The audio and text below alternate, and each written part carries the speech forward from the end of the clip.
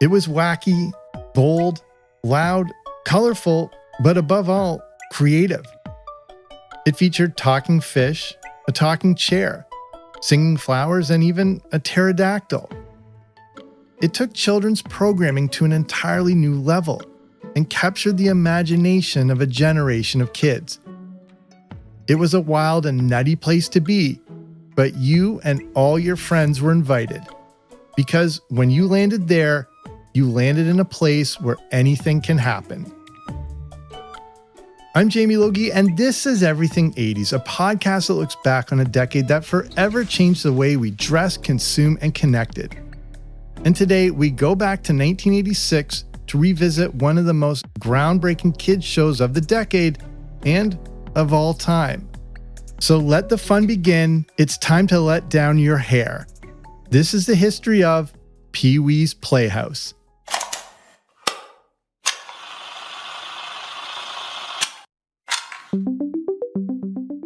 Pee-wee's Playhouse doesn't exist without the Pee Wee Herman character. Created by Paul Reubens, the character of Pee Wee Herman first debuted in 1977 at the Groundlings Improv group based in Los Angeles. In a September 1981 interview with CNN, Paul Reubens described the childish character as a combination of himself and some other kids he knew growing up. This is a character that Reubens had already played a variation of while performing at a theater in Florida.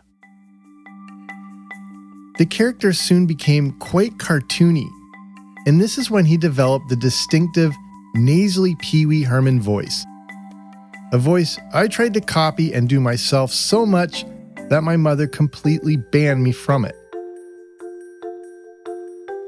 After debuting Pee Wee in 1977 at the Groundlings, Reubens explains how it took the next 3 years to fully flesh out the character. At first, he had about 10 minutes worth of stand-up for Pee Wee, but eventually created a whole Pee Wee world, which included putting him in a playhouse and basing it around kids' shows from the 1950s, like Howdy Doody and Captain Kangaroo. This eventually led to a full stage show. However, the first film appearance of the Pee Wee Herman character came in July 1980 in Cheech and Chong's movie called Cheech and Chong's Next Movie. The success of the Pee Wee Herman stage show led to it being broadcast on HBO in 1981. A lot of the elements that would make up Pee Wee's Playhouse originated in that stage show, including some of the set design and fellow Groundlings members John Paragon and Phil Hartman. The success of the special and the Pee Wee Herman character led to the character of Pee Wee appearing on late-night talk shows. Reubens even hosted Saturday Night Live as Pee Wee Herman. This was a full circle moment as Reubens had auditioned for the 1980 SNL season, losing out to another performer with a distinctive voice, Gilbert Gottfried. If Reubens hadn't been cut from those SNL auditions, we might not have ever got anything to do with Pee Wee Herman in the 80s. But some critics weren't sure what to make of the Pee Wee Herman special. Some thought it was a parody of children's television programs. But as a 1986 New York Times review stated, Reubens always insisted it was a good, straightforward show. By the mid-80s, the Pee Wee Herman character had become pretty popular. Maybe this character could work in his own movie. Despite having never written a screenplay, Reubens, Michael Varhol, and Phil Hartman put together a script for a movie about Pee Wee getting his bike stolen. This turns the entire film into a road movie in his attempt to find it. After seeing the 1984 comedy horror featurette called Frankenweenie, Reubens knew that the young director behind it would be perfect for the Pee-wee movie. The film, now called Pee-wee's Big Adventure, was the very first feature film directed by Tim Burton. Released in the summer of 1985, Pee-wee's Big Adventure was a surprise hit, making over $40 million on a budget of just $7 million. This was pretty impressive for a seemingly low-budget film that had to go up against summer blockbusters like The Goonies, National Lampoon's European Vacation, Mad Max Beyond the Thunderdome, Cocoon, the re-release of E.T., Weird Science, Teen Wolf, Return to Oz, and the biggest movie of the year, Back to the Future. It was the success of Pee-wee's Big Adventure that allowed Burton to make his next project about two ghosts that need to summon a bizarre bio-exorcist. Beetlejuice was another huge hit for Tim Burton. And it was the success of his first two films that led Warner Brothers to choose him to direct one of the most anticipated movies of all time up to that point, Batman. So the Pee Wee Herman stage show was successful. The character was all over late night TV, and the film based on him was now a hit. What would the next step be for Pee Wee Herman? There looked like there was big money in this Pee Wee Herman character. So what about a cartoon show based on him? That seemed like it could be the perfect vehicle to fully launch him into the kids' market while still capitalizing on the name. This also made sense, as we are right in the middle of the 80s, in an era of cartoon shows never before seen. The success of these shows and the gigantic merchandising profits based on the shows seemed tailor-made for the Pee Wee Herman character. Basically, create a Saturday morning cartoon, then create every Pee Wee Herman product you could ever think of. It would be a license to print money. Or that's what CBS thought so anyway. A Pee Wee Herman cartoon show would be a can't miss, but Rubens turned them down. He wanted to create a real show, a live-action one that was like the shows he grew up with. A show like the one he perfected into his stage show. CBS eventually gave in and gave him over $300,000 to create each weekly episode. But there was a problem. Rubens and everyone involved with the stage show had never done TV before like this. In an interview with the Archive of American Television, producer Steve Binder explains how Rubens needed television people to give the show a fresh eye and a fresh approach. Binder was the go-to TV special producer. Besides the famous 1968 Elvis Presley comeback special, Binder also produced specials for Liza Minnelli, Wayne Newton, and Barry Manilow, among many others. He also directed the infamous Star Wars Holiday Special. And even though the Star Wars Holiday Special wasn't a critical hit, Steve Binder knew how to put together a variety show. And that's what Pee Wee's Playhouse would be, a true variety show. Besides the character of Pee Wee, the new show would also feature another main character, the Playhouse itself. Binder described the Playhouse as a, quote, living set. Every part of the Playhouse was interactive in some way. From Cherry the Chair to the Singing Flowers to the puppet band, the entire set was active.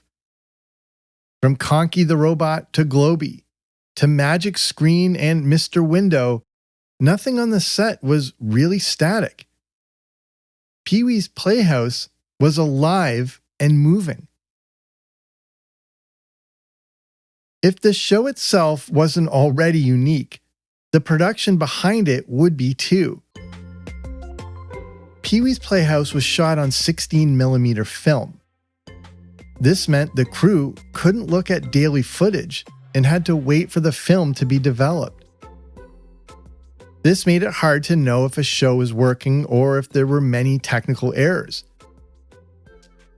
Steve Binder explains that this led to them taking a $400,000 hit as the first episode of season 2 needed to be completely scrapped because of technical mishaps. This also forced Steve Binder to fire most of the crew and bring in a new one. But ultimately, Paul Reubens trusted Steve Binder, who was helping Reubens accomplish his vision for the show. His vision seemed pretty out there, but above all, it was creative.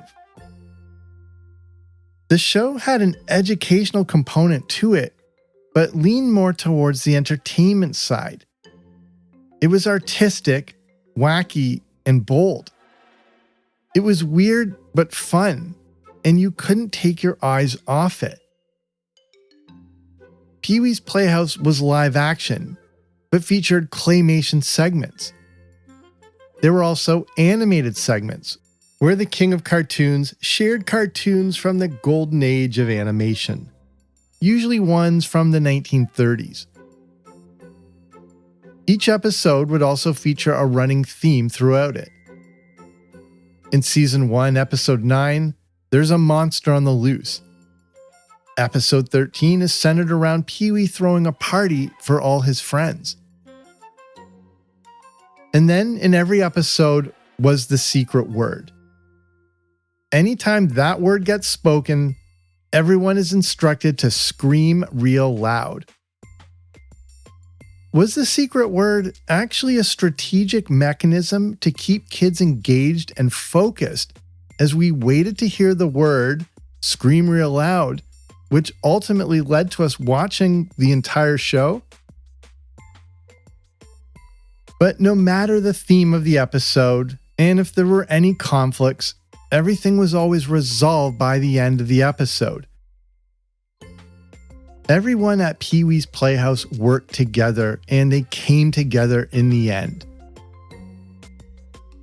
And there were many characters that came through.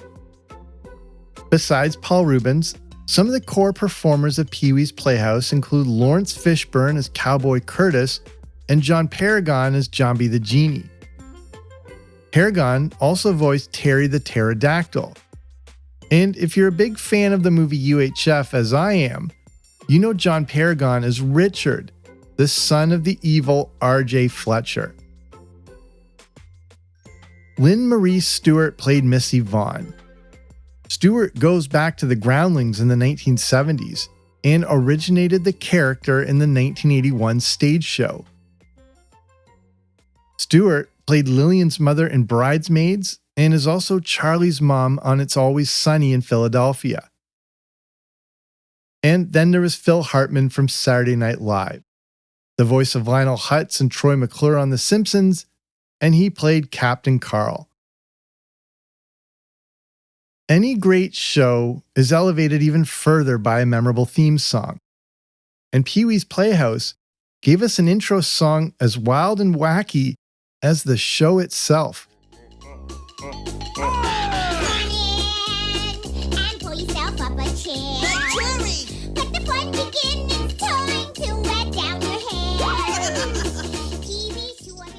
The intro to Pee-wee's Playhouse starts out kind of calm and sort of serene, almost like a scene out of Bambi before launching into the mayhem of the show. And to sing this song that he helped write, Paul Reubens turned to one of the most bold and out there performers of the decade. But if you thought you recognized the voice and searched the credits, the singer of the theme song was credited as Ellen Shaw. Who was Ellen Shaw? No one was too certain. But according to IMDb, this was just a stage name. The actual singer of the Pee-wee's Playhouse theme song, and doing her best Betty Boop impersonation, Cyndi Lauper. The intro is also unique as it's almost 2.5 minutes long, quite a lot longer than any other kids' shows at the time. The first note of the theme song doesn't even start until around the 55-second mark. Pee-wee's Playhouse debuted on Saturday, September 16, 1986 on CBS. This is a busy week in the history of animation, as also coming out during this time were The Popples, The Glow Friends, Pound Puppies, the Dennis the Menace cartoon, the Teen Wolf cartoon, Inhumanoids, Kissy Fur, Potato Head Kids, Foo Fur, and The Real Ghostbusters. There were also a few deep-cut cartoons like Laser Tag Academy, the Rambo cartoon called The Force of Freedom, and Chuck Norris Karate Commandos. Commandos spelled with a K. Pee-wee's Playhouse was about to compete against the tidal wave of network animation by being one of the rare live-action kids shows on TV. Ultimately, it was like a live-action cartoon, and that was its big selling point. You might even say it was even more colorful than many of the cartoons dominating TV at the time. One of the things that made Pee-wee's Playhouse unique, well, extra unique, is it incorporated in several visual styles. It was live action with human performers, but also featured a lot of puppets and marionettes. As mentioned, it also featured cell animation along with claymation. Pee-wee's Playhouse couldn't be defined by one distinct style, and this allowed it to always stay fresh. The show wasn't restricted to a specific format and could bounce around these different elements in a way few shows at the time could do. This allowed Pee-wee's Playhouse to not be limited by ideas. If a specific segment didn't work for live action, it had the option of going the claymation route. A storyline might not work for one of the human characters, but it might work well for one of the puppets, and vice versa. By not having a set format, creativity never needed to be hindered.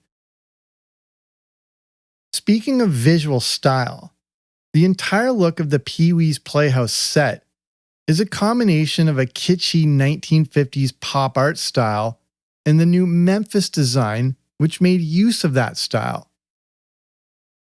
I have a previous episode all about the Memphis design, but this is the aesthetic that created the look of the 80s that we know and love.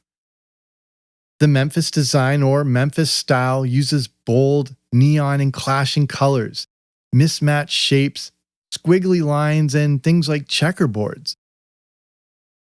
You may remember the Memphis design from School Binders, the opening credits to Saved by the Bell, or the Cafe 80s from Back to the Future 2. The set of Pee-wee's Playhouse was the perfect representation of the Memphis style, and the show is one of the main platforms in the 80s that helped to spread the distinct and era-defining style.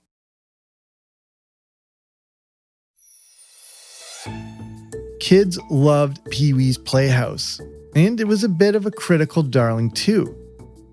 But at the same time, wasn't without its detractors. Some critics were baffled by the character of Pee Wee Herman. Some critics just downright hated him. But this character wasn't made for them. In their 1986 review of Pee Wee's Playhouse, the New York Times called Pee Wee, quote, sweetly loony and unpredictable, gentle yet always tiptoeing on the edge of devastating absurdity. He is a one-man force battling the plague of boredom that has settled on Saturday morning programming for children, unquote. The review states how Pee Wee's Playhouse is undoubtedly the season's most imaginative and disarming new series, and how it is highly unlikely that any other kids shows out there will be able to catch up with it. TV Guide describes it as still the best, weirdest children's show for kids of all ages. But despite being a kid's show, there was some innuendo and double entendre to it, and featured some moments that only adults may catch.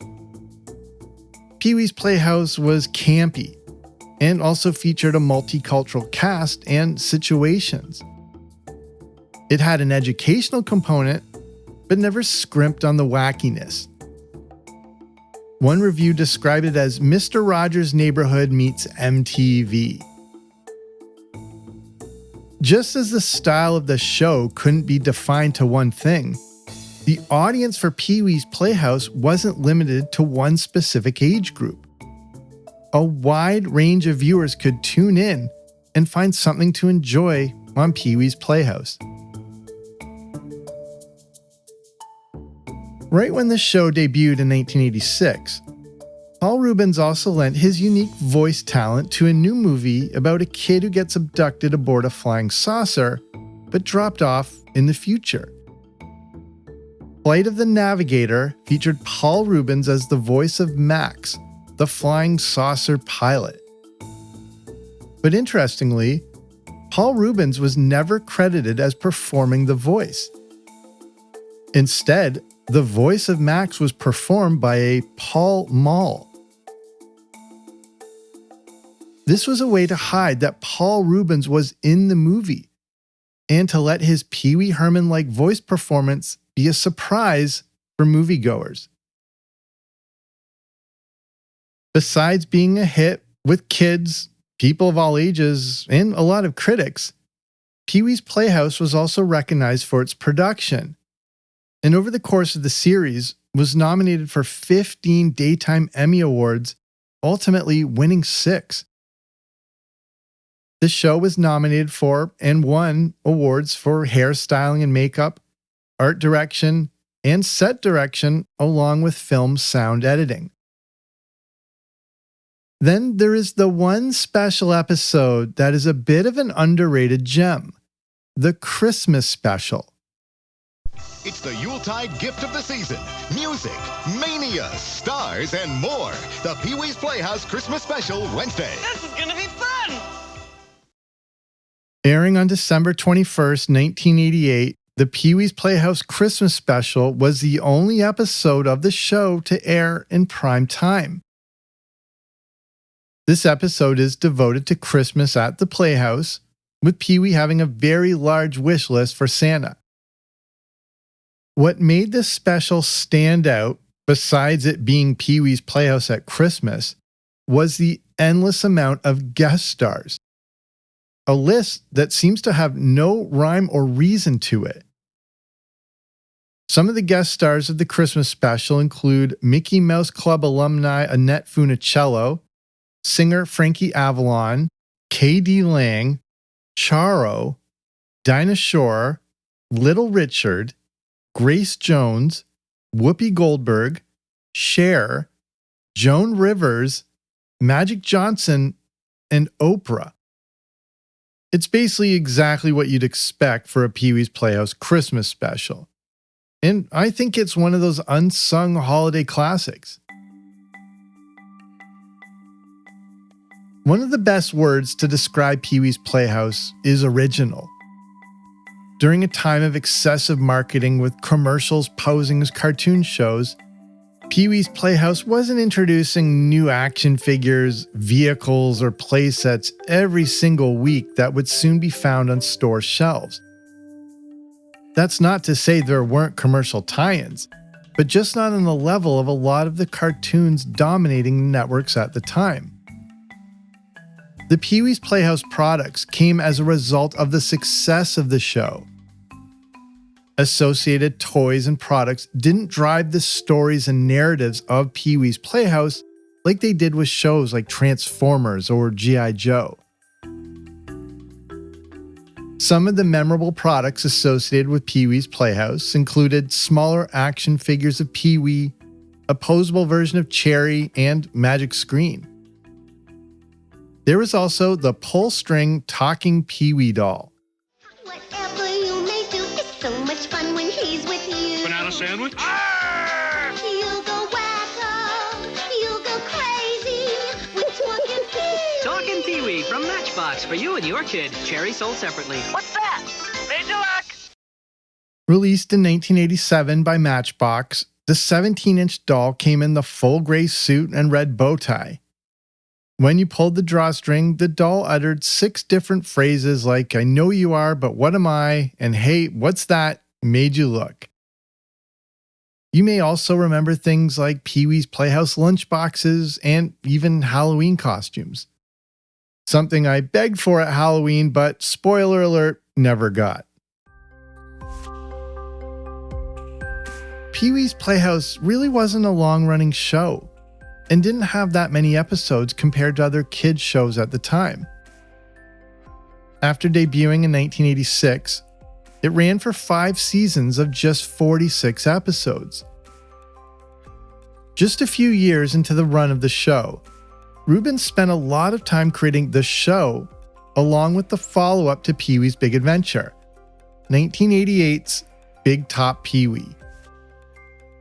Released in July of 1988, Big Top Pee-wee wasn't a critical hit or a financial one, as it didn't even make back its budget.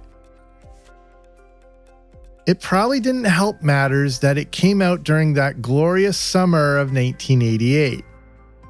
This is a summer that brought us movies like Caddyshack 2, Short Circuit 2, A Fish Called Wanda, the re-release of Bambi, which was a huge box office hit, The Great Outdoors, and Die Hard. Big Top Pee-wee was also released a week before Cocktail, and it also came out less than a month after the 2 biggest hits of the year, Coming to America and the box office champ of the summer and all of 1988, Who Framed Roger Rabbit. Not only was it a tough time at the box office, but did older audiences who loved the cult classic of Pee-wee's Big Adventure steer clear, thinking Big Top Pee-wee was a movie for little kids and just a big screen version of Pee-wee's Playhouse? Did parents not want to take kids knowing they could watch Pee-wee Herman every week on TV for free?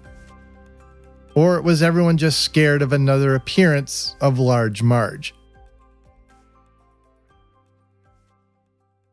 The wild success of the Pee-wee Herman character presented a problem for Paul Rubens. He wanted to be more than just Pee-wee Herman. The character was great, but producer Steve Binder shares how Rubens envisioned his career more like Charlie Chaplin. Rubens wanted to be able to play multiple roles, with Pee-wee Herman being just one of them. Ending the show after so few episodes was tough news for CBS, as this thing was a hit. In his interview from the Archive of American Television, Steve Binder shares how Rubens constantly fought everyone who wanted him to make more episodes. He resisted the pressure of too many shows. He didn't want Pee-wee's Playhouse to become watered down and mass-produced. Instead of churning out content for the sake of content, Rubens wanted to craft and hone each individual episode. And each episode took a lot of time, effort, and energy. Despite being offered millions and millions of dollars if he guaranteed 65 half-hour episodes, Rubens turned them down. Like any great performer, he wanted to leave on a high. Something ingrained in him from his improv days back at the Groundlings. This was pure showmanship. When you hit that high note, say goodnight and walk off. It's all about leaving the audience wanting more and not overstaying your welcome.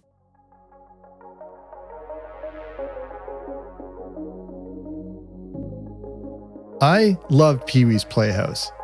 I'm not sure if I loved it enough to marry it, but pretty close. Honestly, I think I liked it more than a lot of the other big cartoons at the time. My mother, on the other hand, hated Pee-wee's Playhouse. and for me to watch it meant some stealth maneuvering. Not all parents were on board with the show. Some saw it as loud, obnoxious, and extremely bizarre. Basically, all the elements that completely appeal to kids. And it definitely did appeal to kids, making it one of the standout shows of the entire 1980s. Pee-wee's Playhouse is one of those era-defining shows and often comes to mind when you think of growing up in the 80s. There was nothing else like it. I don't think there's ever been anything else like it, and Pee-wee's Playhouse remains an integral part of the 1980s.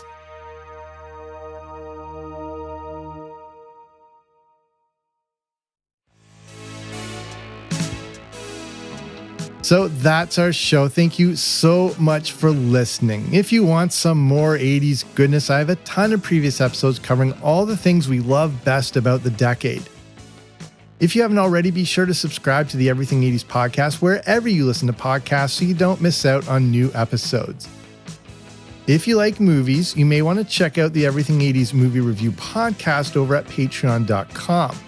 There are dozens of 1980s movie reviews over there, including one devoted to Pee-wee's Big Adventure. If you want to check that out or learn more, just head on over to patreon.com/80s, that's patreon.com/80s, or click on the link in the description. So that's my time. Thank you so much for yours. I'm Jamie. This has been Everything 80s, but I'll be back soon with a new episode. Don't you dare miss it.